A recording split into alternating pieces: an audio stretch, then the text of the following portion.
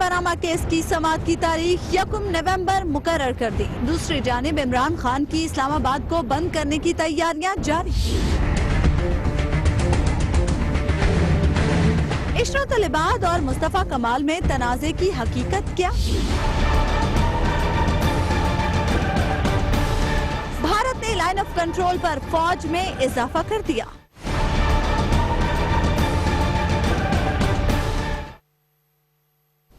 السلام علیکم ناظرین، آپ دیکھ رہے ہیں پروگرام خبر یہ ہے اور میں ہوں آپ کے ساتھ عثمان امان. ناظرین، پاناما لیکس پر تحقیقات کے حوالے سے سپریم کورٹ نے وزیر اعظم اور فریقین کو نوٹسز جاری کر دیے ہیں اور پاناما لیکس پر درخواستوں کی سماعت کے حوالے سے سپریم کورٹ نے 1 نومبر کی تاریخ دے دی ہے.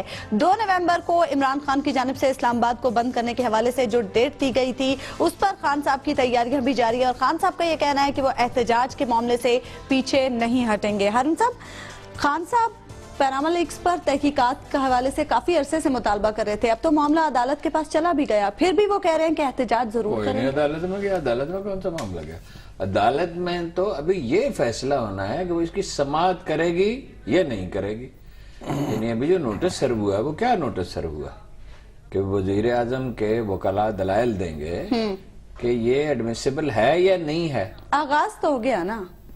وہ آغاز کیا ہو گیا؟ آدمی سبزی لینے چلا گیا ہے تو آپ جو بھوکا بیٹھا ہوا وہ یہ کہے کہ وہ سبزی لینے گیا ہے، امید ہے آ جائے گا، پھر کھانا کھا لیں گے. ایسے تھوڑی ہوتا ہے. جب وہ سپریم کورٹ میں اس کی سماعت اگر شروع ہو جائے وہ چیف جسٹس کا فکر یاد رکھیں، ہم سیاسی معاملات میں پڑھنے والے نہیں ہیں، یہی اس کا مفہوم ہے، ایگزیکٹ الفاظ نہیں ہے. ٹھیک. تو اس کا بہت سیاسی فیصلے، بڑے سیاسی فیصلے اس طرح کے عدالتوں میں نہیں ہوا کرتے. Exceptionally it is very very rare. عدالت کا یہ کام ہی نہیں ہے. لیکن جب عدالت پہ آ جائے گا تو امید ہے جو بھی حقائق کی روشنی میں فیصلہ ہوگا وہ کریں گے. اس وقت یہ سوال جائز ہے، اس وقت یہ ایک اصولی سوال ہے کہ اب کیوں مظاہرہ کر رہے ہیں. ابھی سوال ہو سکتا ہے، اس کے حق میں بھی دلائل ہو سکتے ہیں، خلاف بھی ہو سکتے ہیں. لیکن خان صاحب تو اسی پر بہت خوش ہیں کہ بہرحال کارروائی کا آغاز تو ہوا ہے. انہوں نے کل خود ہی کہا کہ خان صاحب بادشاہ آدمی ہیں، بڑی جلدی خوش ہو جاتے ہیں، بعد میں انہیں پتہ چلتا ہے کہ اس میں کوئی معاملہ ہے ہی نہیں. اتنے ہی بھولے ہیں خان صاحب. خان صاحب سیاست بولے نہیں ہیں. دیکھیے ہر آدمی کا دنیا میں ایک کام ہوتا ہے. خان صاحب پالیٹکس کے آدمی نہیں ہیں. وہ تو جو خلا پیدا ہوا نا اپوزیشن کا، اس پہ غور نہیں کیا جاتا. بھائی جو میثاق جمہوریت ہوا نا، وہ میثاق جمہوریت کا خلاصہ یہ تھا کہ رل مل کے کام کریں گے. اچھا ٹھیک ہے، فوج کو رکھیں گے پرے. ویسے فوج تو پرے نہیں ہو سکی. تو وہ جو خلا پیدا اپوزیشن تو ہے نہیں نا. پیپلز پارٹی تو ایسا ڈرامہ ہی کر رہی ہے نا. کون سی اپوزیشن؟ او مودی کا جو یار ہے اور یہ میں نے تو چچا کو نہیں کہا، میں نے تو انکل کو نہیں کہا غدار. مودی کا یار کہا تو غدار اور کیا ہوتا ہے. اور وہ زرداری صاحب جو ہے کسی وقت بھی اندر داخل ہو سکتے ہیں، کوئی بارگن ہے. وہ سندھ کی حکومت وہ چھوڑ تو نہیں سکتے نا. واقعہ یہ ہے کہ سندھ کی حکومت تو نواز شریف کے لائسنس پہ چل رہی ہے نا. اگر نواز شریف اس کی اپوزیشن شروع کر دیں جیسی وہ عمران خان کی کرتے ہیں، ٹھیک، تو سندھ کی حکومت تو منہدم ہو جائے. اچھا وہ جو خلا پیدا ہوا تھا نا، ایک طاقتور لیڈر کی خواہش ہوتی ہے اس معاشرے میں جس میں کنفیوژن ہو اور بے یقینی ہو اور کوئی ڈائریکشن نہ ہو اور حکمرانوں سے لوگ تنگ ہوں، پورے حکمران طبقے سے تنگ ہوں. اس میں عمران خان کی گنجائش پیدا ہوئی. باقی رہ گئی سیاست، تو سیاست میرے یار کو آ جائے گی 150-200 سال. اچھا حبیب صاحب، قانونی پہلو اس کے کیا ہیں؟ ابھی تو سماعت کے لیے درخواستیں گئی ہیں اور اس پر کارروائی کا آغاز ہوا ہے. قانونی پہلو اس میں کیا ہے؟ دیکھیں اس میں پہلی بات تو یہ ہے کہ یہ جو درخواست ہے 184(3) کے تحت دائر کی گئی، یعنی بنیادی انسانی حقوق کی خلاف ورزی. تو اس میں سب سے پہلے تو پٹیشنر کو یہ واضح کرنا پڑتا ہے کہ میرے کون سے بنیادی حقوق ہیں جو جن تک زک پہنچی ہے، جن کو زک پہنچی ہے، اور کیا میں نے، اگر میں پٹیشنر ہوں تو کیا میں نے یہ ثابت کر دیا ہے کہ تمام کے تمام جتنے بھی لیگل فورمز اویلیبل تھے میں ان کو آپٹ کر چکا ہوں، ان کو ایکسرسائز کیا ہے. تو سب سے پہلے تو جو پٹیشنرز ہیں انہیں یہ بتانا پڑتا ہے اس میں. تو اس پٹیشن میں ابھی تک یہ بات ایسی کوئی سمجھ نہیں آ رہی عمران خان صاحب کے کون سے سیاسی حقوق، کون سے بنیادی حقوق میں متاثر ہوئے ہیں یا کسی اور پٹیشنر کے کیسے متاثر ہوئے ہیں. دوسرا اس میں یہ ہے نا، ایک منٹ ہوئے تھا نا، اس کا وزیر اعظم بننے کا جو حق تھا بہت متاثر، تو وہ تو ہر آدمی کا ہے نا پھر. اچھا دوسرا یہ ہے، دوسرا اس میں ایک بنیادی فیکٹ یہ دیکھیے، جو عدالت نے فیصلہ کرنا ہوتا ہے اس طرح کی پٹیشن کا کہ کیا کیا اس میں ڈسپیوٹیڈ فیکٹس ہیں؟ ڈسپیوٹیڈ کوشچنز آف فیکٹس اس کی لیگل ٹرم ہے. اس کا مطلب یہ ہے کہ کیا ایسے متنازع حقائق موجود ہیں جن کی فردر انویسٹیگیشن کے لیے کچھ ہمیں ایجنسی چاہیے. مثال کے طور پہ جیسے اس پرٹیکولر پٹیشن میں الزام لگایا گیا جی کہ یہ جتنے پیسے تھے نا، یہ جو پناما میں جتنی کمپنیاں بنی تھیں وہ ساری کی ساری ناجائز پیسے سے بنی تھی. اب یہاں پر اب یہ کمپنیاں بنی یہ فیکٹ ہے، لیکن ناجائز پیسہ بھائی یہ تو فیکٹ نہیں ہے. تو اب اس کو سرٹن کیسے کریں گے؟ یہ آپ نے کیسے جسٹس صاحب، یہ آپ نے کیسے ججمنٹ دے دی؟ ناجائز ہونے میں تو اس کی شبہ نہیں، اس میں تو کوئی ہارون صاحب اس میں تو نہیں کہہ سکتے نا، آپ نے کسی لیگل فورم پہ پروو نہیں کیا. $1 پہ $2 پہ بندہ پکڑا گیا تھا ہمارا پڑوسی حافظ سلمان بٹ صاحب کے والد صاحب بڑے نیک نام آدمی تھے، پولیس افسر تھے. میں ان کی خدمت میں حاضر ہوا، میں اسے ملنے کے لیے گیا، میرے کیس سے تعلق نہیں تھا، ہمارا پڑوسی تھا. انہوں نے کہا اس سے کہ کنفیشن کر لو. غیر ملکی کرنسی رکھنا سنگین جرم تھا اور باہر لے جائی نہیں جا سکتی تھی، وہ لے کے گئے نواز شریف صاحب. جج صاحب ایسا نہ کریں. اچھا دیکھیں، یہ تو فیکٹس، اسی یہی ڈسپیوٹڈ کوسچن آف فیکٹس ہے نا، کہ پہلے تو عدالت اس بات کا تعین کرے. دیکھیے جو معاملات اس طرح کے عدالت میں جاتے رہے ہیں، میں وکلاء کی رائے اور اپنا بطور آبزرور میں کوئی فیصلہ نہیں سنا رہا، نہ کوئی اس طرح کی بات کر رہا ہوں، لیکن جو اس طرح کے فیکٹس آپ کو یاد ہو 2014 میں ایک اسی طرح کی پٹیشن گئی تھی عدالت میں جس میں کہا گیا تھا، اور وہ لے کے گئے تھے محمود اختر صدیقی صاحب جو سابق جسٹس تھے سپریم کورٹ کے. وہ لے گئے تھے کہ 2013 کے الیکشن کو نل اینڈ وائڈ قرار دے دیں. عدالت نے تھینک یو کر کے انہیں وہ واپس کر دی تھی کہ یہ آپ کیا کہہ رہے ہیں، یہ ایسی بات نہیں. دیکھیے اس میں بھی اگین جو ریکارڈ یہ ہے کہ اس طرح کی جو پٹیشنز ہیں وہ عام طور پہ ایڈمیسیبل نہیں ہوتی عام طور پہ. اب لیکن عدالت ظاہر ہر کیس کے ڈیفرنٹ حقائق ہوتے ہیں. یہ جو آپ نے فرمایا کہ میں فیصلہ نہیں دے رہا، جی تو یہ تو اللہ کا لاکھ لاکھ شکر ہے کہ آپ جج نہیں ہیں، ورنہ خدا جانے خلق خدا پہ کیا بیت جائے. انصاف مل جائے. اچھا کوشش کریں. ہارون صاحب، وزیر اعظم بڑے کانفیڈنٹ ہیں، انہوں نے بڑے کانفیڈنٹلی کہا کہ کھلے دل سے سپریم کورٹ کی اس کارروائی کا خیر مقدم کرتا ہوں. کانفیڈنٹ ہونے کی وہی وجہ ہے جو انہوں نے بیان کی ہے. انہیں اس کا امکان زیادہ نظر آتا ہے کہ ان کے حق میں فیصلہ ہوگا. باقی تو جو بھی عدالت فیصلہ کرے، ہم یہ تو نہیں کہہ سکتے نا کہ یہ ہونا چاہیے اور یہ نہیں ہونا چاہیے، تو فضول بات ہوگی. اس کے لیے کوئی اوپینین لوگوں کی بلڈ کرنے کی کوشش کرنا کہ عدالت کیا فیصلہ کرے، تو نامناسب بات ہے. ہم تاریخ پہ بات کر سکتے ہیں. دوسرے یہ اور کیا کرتے، یعنی اگر خیر مقدم نہ کرتے تو کیا کہتے بہت بری بات ہے، اور اگر چپ رہتے تو بھی سوالات اٹھتے. بہت سارے معاملات پر پہلے بھی وزیر اعظم چپ رہتے.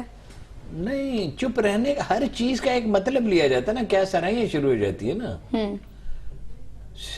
پولیٹیکل ورکرز میں، سیاسی حلقوں میں، ٹاک شوز میں، اخباروں میں، کیا سرائیاں. کچھ لوگوں کو تو رزق کیا سرائیوں سے وابستہ ہوتا ہے، صحیح یا غلط. تو ان کے لیے یہی بہترین راستہ تھا کہ اس کو ویلکم کریں. اچھا حبیب صاحب، سراج الحق صاحب کہہ رہے ہیں کہ اگر عدالت نے ہمیں مایوس کیا تو پھر جمہوریت اور قانون دونوں کا خطرہ ہوگا. دیکھیے یہ ہمارے سیاستدانوں میں نا ایک رواج ایک عجیب و غریب سا پڑا ہوا ہے، اور یہ 80s سے شروع ہوا تھا کہ عدالت کے کچھ فیصلوں پہ خوشی کا اظہار بغلے میں جانا، اور کچھ فیصلوں پہ جناب یہ فیصلہ ٹھیک نہیں، یہ نہیں ہوا، وہ نہیں ہوا، فلاں نہیں ہوا، چنا نہیں ہوا. دیکھیے بات یہ ہے کہ اب اس میں ہمیں اس سے نکلنا چاہیے. عدالت مایوس کرے اس کا کیا مطلب ہے کہ عدالت سراج الحق کے مرضی کا فیصلہ نہیں دے رہی، یا عمران خان اس بات پہ خوش ہے کہ ان کی مرضی کا فیصلہ ہوا ہے. دیکھیں ایسی بات نہیں ہوتی.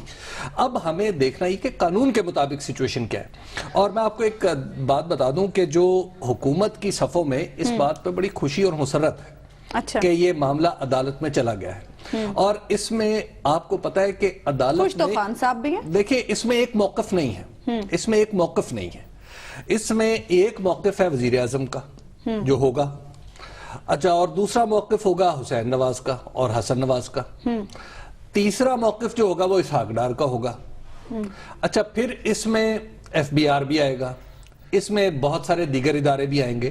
تو یہ جو بات یہ جو عدالت میں چلی گئی ہے، اور عدالت نے جس طرح اس کی ایڈمیسیبلٹی کے اوپر کوشچن شروع کر دیے، سماعت شروع کر دی ہے، تو یہ معاملہ خاصا پھیلا ہوا ہے.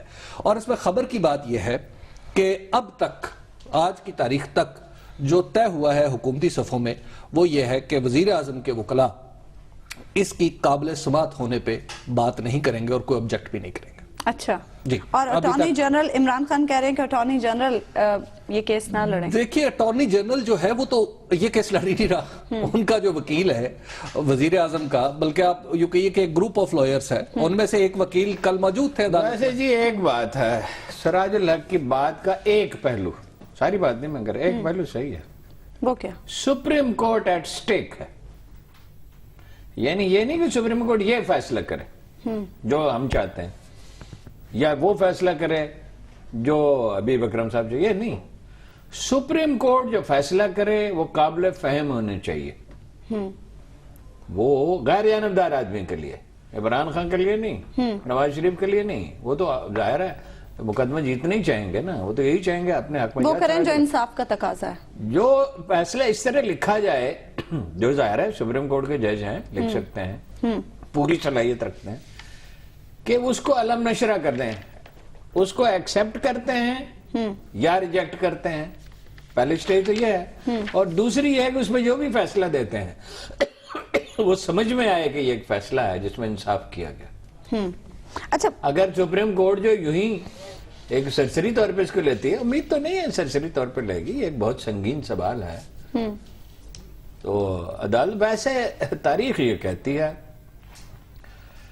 کہ جمہوریت جب کام کرنے لگتی ہے، میڈیا جب آزاد ہو جاتا ہے، عدالتیں جب آزاد ہو جاتی ہیں، 10 15 20 سال میں پھر بڑے بڑے واقعات رونما ہوتے ہیں. اب رونما ہونے سے مراد یہ نہیں ہے کہ ایڈونچرزم کیا جائے، جو انصاف کا تقاضا ہے وہ پورا کیا جائے. اچھا حبیب صاحب، خان صاحب احتجاج سے پیچھے نہیں ہٹ رہے اور 2 نومبر کو وہ اسلام آباد میں احتجاج ضرور کریں گے. طلال چودھری صاحب الزامات لگا رہے ہیں اور وہ یہ کہہ رہے ہیں کہ خان صاحب نے کچھ تنظیموں سے مدد بھی مانگی ہے، مسلح افراد جمع کر رہے ہیں، اسلحہ جمع کیا جا رہا ہے. اسلحے والی بات کو تو میرا خیال ہے کہ آپ سمپل لفظوں میں فضول ہی کہہ سکتے ہیں. ایک پولیٹیکل پارٹی، اور اتنی بڑی پولیٹیکل پارٹی جس کے کریڈٹ کے اوپر 122 دن کا 26 دن کا دھرنا ہو، اور وہاں پر مطلب یعنی ایک اتنے طویل عرصہ سوائے 2 دن کے وہاں پہ تو کسی کا کوئی نکسیر بھی نہیں پھوٹی. تو بات یہ ہے کہ کسی پارٹی کے حوالے سے یہ کہنا، اور ملک گیر پارٹی کے حوالے سے کہنا، میں سمجھتا ہوں کہ انتہائی غیر ذمہ داری کی بات ہے. کہ اسلحے وسلے کی بات تو بالکل غلط ہے. ہاں، جو دوسری بات ہے کہ کیا خان صاحب کچھ ایسی کمک اکٹھی کر رہے ہیں. پرانے زمانے میں ہوتا تھا نا کہ بادشاہ جب 2 بادشاہ آپس میں لڑتے تھے یا 2 فوجیں آپس میں لڑتی تو فوج کا ایک حصہ سامنے ہوتا تھا، اور بعض واقعات میں ایسا کہ ایک حصہ چھپا کے رکھا جاتا تھا. ہاں، جو چھپا کے رکھے ہوئے حصے اب بھی جو چھپا کے رکھا جاتا ہے، جنہیں اسٹرائک کورز آپ کہہ سکتے ہیں، وہ جو چھپا کے رکھا ہوا حصہ ہے اس میں یس اس طرح کے کچھ عناصر موجود ہیں جن کے آپ مذہبی تنظیموں سے یا شدت پسندوں سے ان کی کہیں تال میل ملا سکتے ہیں. وہ لوگ ہیں، فیکٹ ہے. اس کے علاوہ ان کا ایک اور اہم جو یعنی یہ سرپرائز ہے، الزام ان کا درست ہے؟ دیکھیے اب تک تو درست لگ رہا ہے کرائم سے. اور دوسرا آگے بڑھنے سے پہلے جی ہارون صاحب ایک بریک لے لیتے ہیں ہم یہاں پہ، اور بریک کے بعد بھی ناظرین ہم اس معاملے کے حوالے سے گفتگو کا سلسلہ جاری رکھیں گے.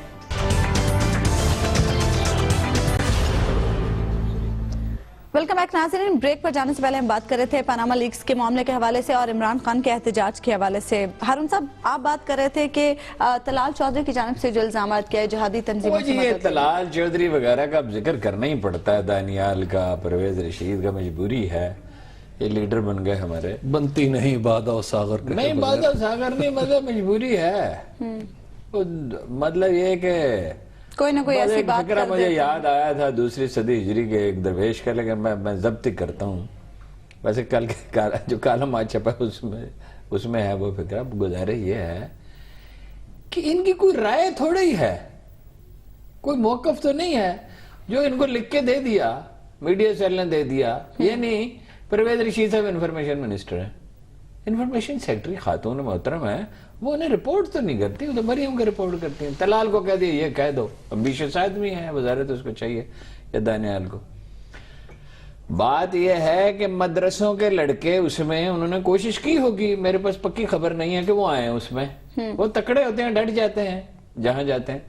تو نواز شریف صاحب جب جاتے ہیں تو ان کے مدرسوں کے لڑکے مولانا فضل الرحمان کے ان کے جلسوں میں آتے ہیں، اور بڑی عنایات کی انہوں نے مولانا فضل الرحمان پہ. بنو میں انٹرنیشنل ایئرپورٹ بنے گا، اور جو بھی یونیورسٹی آپ کی نظر ہے، انہوں نے کہا فلاں آپ کی نظر ہے. تو مدرسوں کے لڑکے اگر وزیر اعظم کے جلسوں میں آتے تو اس پہ کیا ہے کسی کو اعتراض؟ یہی ہوتا ہے نا ہماری سیاست. اس کے بھی آ جائیں گے. ہاں، اگر وہ تشدد کریں مجھے تو اس سے ایک اور شبہ ہو رہا ہے، کیا حکومت نے تشدد کا کوئی منصوبہ بنایا ہے؟ غالب امکان تو یہ ہے کہ وہ ڈرانے کی کوشش کر رہے ہیں، جیسے ہی نہیں لاہور والے کہتے ہیں یرکاؤ نہیں تو خود یرک جاؤ، تو نواز شریف اسی لاہور کے کلچر کی پیداوار ہے نا بھائی۔ یہاں کیا کہہ رہے تھے، ڈنڈے نکالے رہی ہے، میں نے اس وقت بھی آپ سے عرض کیا تھا کہ مجھے نہیں لگتا نہ خنجر اٹھے گا نہ تلوار ان سے، یہ بازو میرے آزمائے ہوئے۔ ماڈل ٹاؤن واقعہ پہلے ہی ان کے گلے میں پڑا ہوا ہے۔ اگر یہ واقعہ ہوا نا تو یہ حکومتوں کو کبھی سوٹ نہیں کرتا، لیکن نفسیاتی دباؤ تو پیدا کریں گے۔ اچھا اب نفسیاتی دباؤ کے لیے جو جنرل ان کے پاس ہیں وہ کمال ہے، طلال چودھری، دانیال عزیز، پرویز رشید، خواجہ آصف صاحب نے کل تو جنرل مانٹگمری بنے ہوئے تھے۔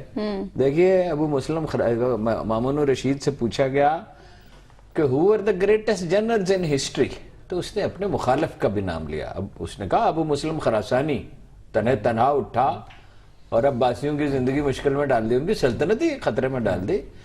یہ شور شرابہ ہے زیادہ، لیکن اگر خدا نخواستہ خون خرابہ ہوا، کچھ لوگ اندیشہ ظاہر کر رہے ہیں، تو سبھی کے لیے نقصان ہے، ملک کے لیے نقصان ہے، لیکن حکومت کے لیے تو وہ بربادی کا سامان ہوگا۔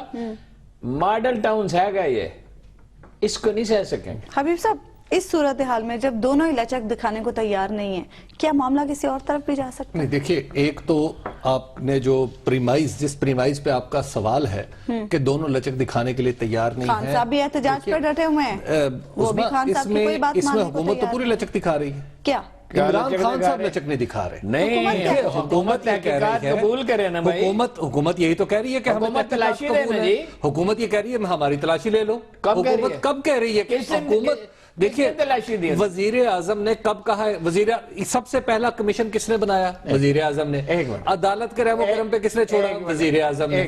عدالت میں کون جا رہا ہے؟ حکومت تو تلاشی دے گی۔ بھائی جان آپ تو طلال چودھری اور پرویز رشید سے متاثر ہو گئے، گزارش یہ ہے کہ وہ ٹی او آر جن کا مطالبہ عمران خان کر رہا ہے وہ اس کے بنائے ہوئے نہیں ہیں، وہ 9 پارٹیوں کے بنائے ہوئے ہیں اپوزیشن کے، اس پہ اتفاق رائے ہے، اس میں پیپلز پارٹی جیسی کمزور پارٹی بھی شامل ہے جو اندر خانہ حکومت سے ملی ہوئی ہے۔ وہ ٹی او آر جو ہیں اس پہ کیوں نہیں بات کرتے؟ اور اس میں تو مسلم لیگ کے جو لوگ تھے جن کو انہیں اجلاسوں کی خبر ہے وہ ایک ہی بات کہتے تھے کہ وزیر اعظم کی بات نہ کریں، وزیر اعظم کی بات کیوں نہ کریں؟ مطلب یہ ہے کہ جس کے گلے میں پھندا آتا ہے اس کے جیسے ابھی اس میں اپنا وہ ڈان والی سٹوری میں بھی کیا ہو رہا ہے، تو قربانی کے بکرے تلاش کرنے کی کوشش تو کی انہوں نے، اب وہ پتہ نہیں ملتے ہیں یا نہیں ملتے۔ ہارون صاحب بات یہ ہے کہ اگر ہم نے یہ مفروضوں کی بنیاد پہ بات کرنی ہے تو وہ تو الگ ہے، یا جذبات اور یار یہ مفروضے ہیں کہ اپوزیشن نے ٹی او آر مشترکہ طور پہ بنایا، یہ مفروضہ ہے۔ اس میں آپ جو سب سے بڑی پارٹی ہے پارلیمنٹ کی وہ حکومت ہے، اچھا پھر اگر حکومت کا انپٹ کسی ٹی او آرز میں نہیں ہے تو اس کا مطلب یہ ہے کہ وہ ٹی او آرز نہیں ہے۔ اچھا ایک منٹ ٹی او آرز کا مطلب یہ ہے کہ ہمیں متفقہ طور پہ سب کے لیے قابل قبول بنانا یہ چاہیے۔ کہہ دے کہ اس وقت 7 نہیں بجے، یہ 7-8 آدمی ہیں ہمارے کیمرہ مین سمیت اور ادھر جو سٹاف بیٹھا ہوا ہے 20 آدمی ہوں گے، اگر ان میں سے 17 کہہ دیں کہ اس وقت 7:15 7:30 نہیں بجے، دوپہر کے 12 بجے تو پھر دوپہر کے 12 بجے۔ ہمارے اساتذہ کہا کرتے تھے کہ اکثریت کبھی غلط نہیں ہوتی، ایسا نہیں ہوتا۔ کون سے اساتذہ؟ جب کسی ایک معاملے پہ جب کوئی ایک معاملہ ایک منٹ، استادوں نے یہ آپ کو گمراہ کیا، آپ کو استاد ہی ٹھیک نہیں ملے۔ اکثریت اگر یہ کہے کہ یہ جون کا مہینہ ہے تو یہ جون کا ہو جائے گا۔ معاملہ زیر غور کی بات ہوتی ہے، منطق جو آپ اس کو اتنا منطقی نہ بنائیں، حقائق پہ رکھیں۔ جی کچھ ہو سکے۔ دیکھیے بات یہ ہے کہ ایک فریق لچک دکھا رہا ہے اور دوسرا نہیں دکھا رہا، یہ ہے پوزیشن۔ تو ایسی صورت میں اب سیٹل جو ہے، اب مجھے لگتا ہے یہ جو سیٹل ہوگا، چلے آپ پھر پہلے بریک لے لیں، پھر بعد میں ایک بریک لے لیتے ہیں یہاں پہ ناظرین، بریک کے بعد بھی ہم گفتگو کا سلسلہ جاری رکھیں گے۔ ویلکم بیک ناظرین، بریک پہ جانے سے پہلے ہم بات کر رہے تھے پاناما لیکس کے معاملے کے حوالے سے۔ حبیب صاحب معاملہ سیٹل کیسے ہوگا اس پر بات ہو رہی تھی۔ معاملہ اس طرح سیٹل ہو سکتا ہے جو پی ٹی آئی کا تجزیہ ہے، پاکستان تحریک انصاف نے جو منیمم آبجیکٹو سیٹ کیے ہیں نا، یہ میں آپ کو اندر کی بات بتا رہا ہوں۔ اچھا وہ یہ ہے یعنی آپ کے سورسز پی ٹی آئی میں بھی ہیں؟ ایک رپورٹر کے تو ہر جگہ ہوتے ہیں۔ اچھا وہ جو اندر معاملہ طے ہوا ہے وہ یہ ہے کہ ان کی توقعات ہیں کہ جب ہم دباؤ بڑھائیں گے، اسلام آباد لاک ڈاؤن کریں گے، جب 24 گھنٹے گزریں گے تو 24 گھنٹے کے بعد کچھ ایسی ڈیولپمنٹ ہوں گی کہ وزیر اعظم کو کہا جائے گا کہ سر بہت مسئلہ بن گیا ہے، اب اس کا کیا کیا جائے. جب وہ 48 گھنٹے گزریں گے، غرض یہ ہے کہ 72 گھنٹے کا پروگرام ہے 3 دن کا. وہ یہ سمجھ رہے ہیں کہ 3 دن میں اتنا بڑا پریشر ڈیولپ ہو جائے گا کہ جس کے نتیجے میں وزیر اعظم کو ایسا راستہ نکالنا پڑے گا جو پاکستان تحریک انصاف کے لیے اطمینان کا باعث ہو.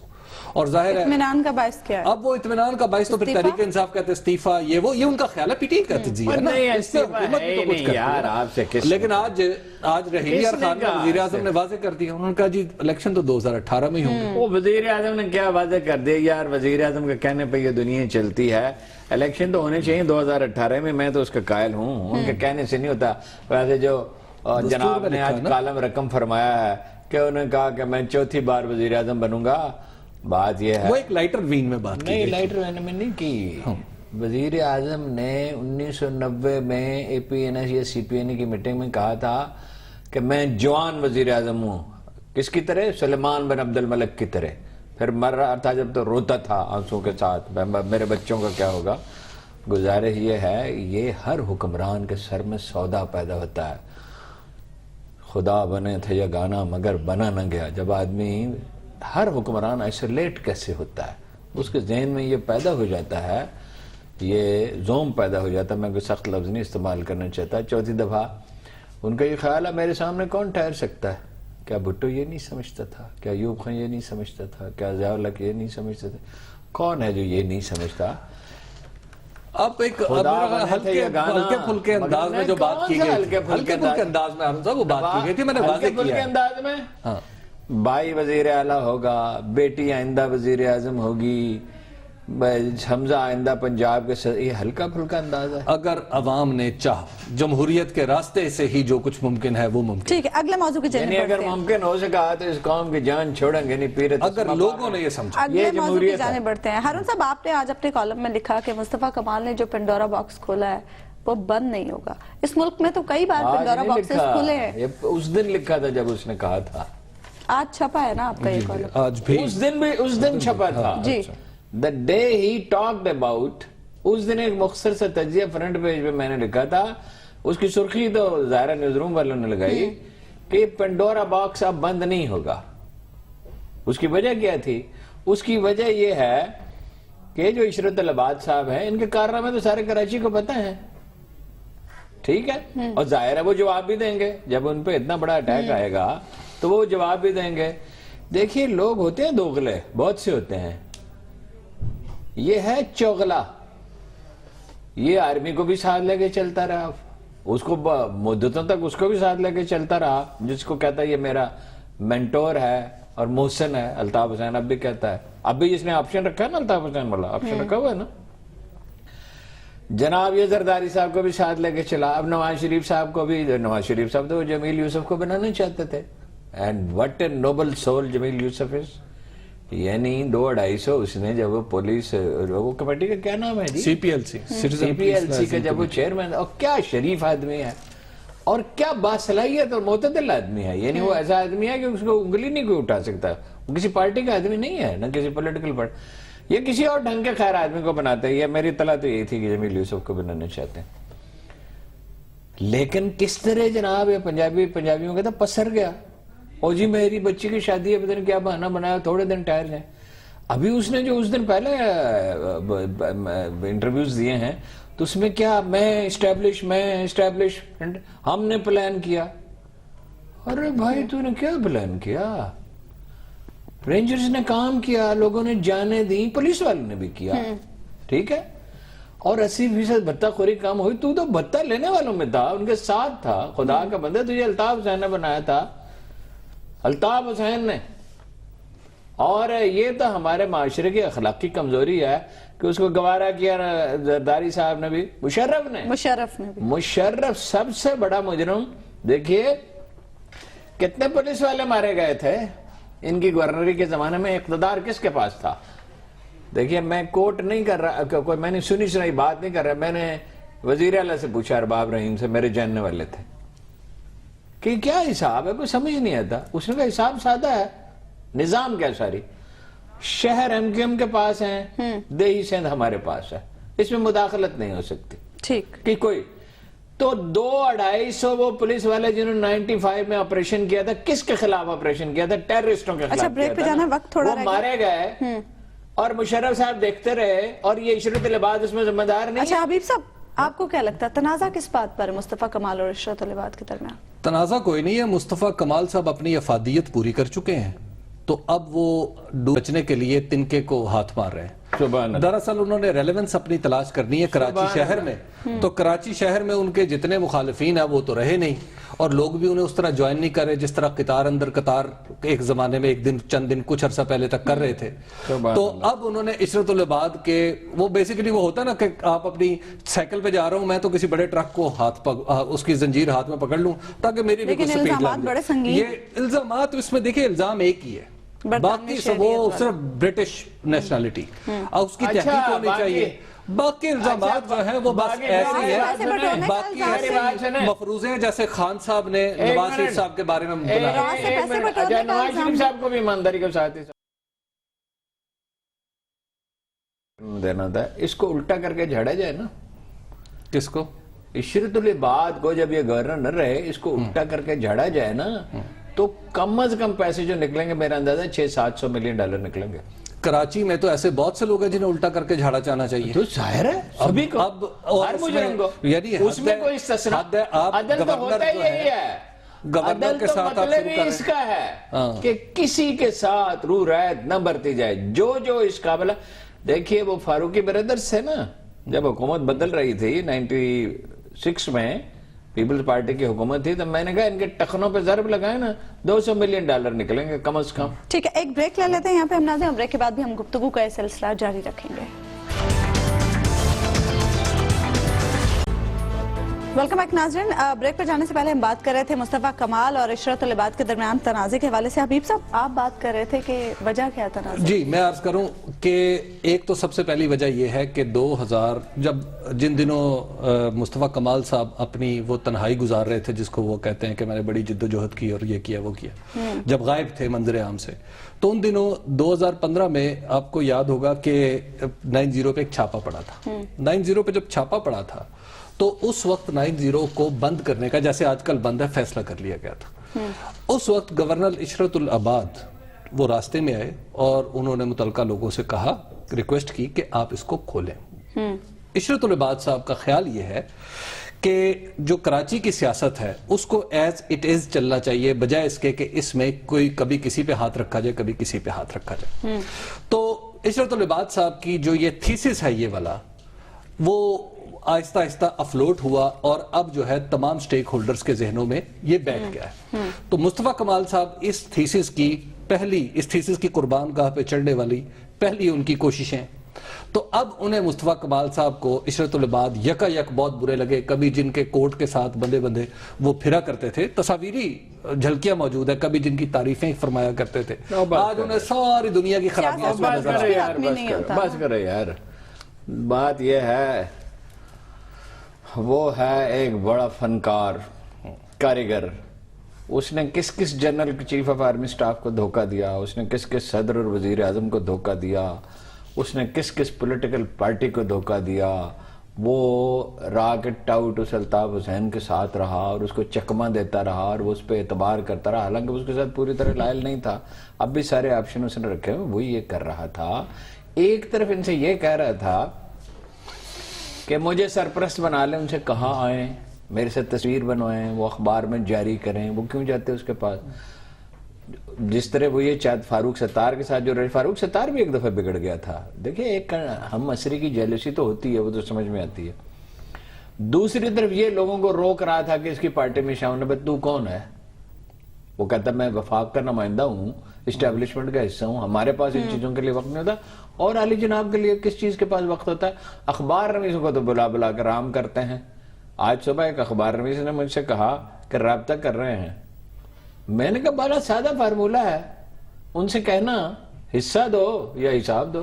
اچھا، فہرست الحمقاء جس کے بارے میں ابھی ہارون صاحب نے بیان فرمایا ہے، آپ اس فہرست الحمقاء کے میں چند نام لے لوں۔ الطاف حسین، जनरल परवेज मुशर्रफ, मैंने होमका नहीं कहा, नहीं आपने तो ये कहा कि चकमा दिया, ये जो फहरिस्तुल होमका जनरल परवेज मुशर्रफ, उसके बाद एक मिनट, ये मदरसा वाली मंतक मुझ पे न चलाएं। कैसे आप इनको चकमा देंगे? नवाज शरीफ को चकमा देगा, आसिफ अली जरदारी को चकमा देगा, जी यूसुफ रज़ा गिलानी को। शरीफ आदमी धोखा खाता है क्योंकि इंसान दूसरों का अपने आप पर क्या मंतकी एतबार से बाकी सारे शुरफा तो साबित हो गए। नहीं, धोखा दिया, मजबूरी, हालात की भी मजबूरी होती है ना, बिल्कुल।